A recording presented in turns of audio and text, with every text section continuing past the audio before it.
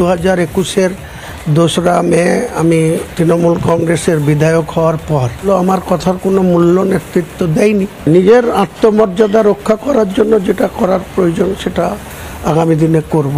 তার জন্যই বলেছি, কারণ বারবার অনুনয় বিনয় বা বারবার সঠিক কোনটা, মুর্শিদাবাদ জেলার রাজনীতিতে কি পদক্ষেপ করার দরকার সেসবগুলোকে গুরুত্বহীন করে দিয়েছে। আমাদের কথার কোনো গুরুত্বই দেননি। 2011-তে যখন ক্ষমতায় আসে তারপরে যতবার ব্লক সভাপতি হয়েছে, জেলা কমিটি হয়েছে, রাজ্য থেকে জেলা কমিটির প্রেসিডেন্ট ডিক্লেয়ার করেছে, তারপরে সেখানকার পূর্ণাঙ্গ জেলা কমিটি বা ব্লক কমিটিগুলা সেই জেলার লোকরাই করত। কিন্তু এখন কোনো অধিকার জেলার নেতাদের নেই, কারণ সেখান থেকে সমস্ত কেড়ে নেওয়া হয়েছে।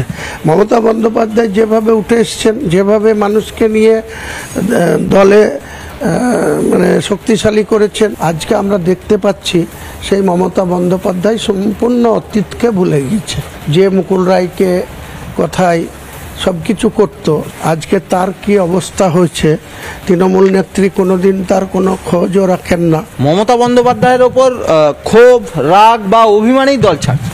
তাছাড়া কি, মমতা বন্দ্যোপাধ্যায়ের কাছে যে মমতা বন্দ্যোপাধ্যায়ের দলের যে রাজ্য স্তরে যারা পক্স পার্সন আছে, অর্থাৎ যারা তাদের হয়ে বিবৃতি দেয়, দলের হয়ে বিবৃতি দেয়, তারা আমি কোনো কথা বললে আমাকে পাগল ভেবে নেয়। আমি একটা নতুন দল খুলব, সেই দলের চেয়ারপারসন বা প্রেসিডেন্ট আমি, আমার কেউ জেনারেল সেক্রেটারি আছে, কেউ সেক্রেটারি আছে, কেউ ট্রেজারার আছে, পূর্ণাঙ্গ কমিটি যেদিন আমি ওপেনিং করব সেদিনই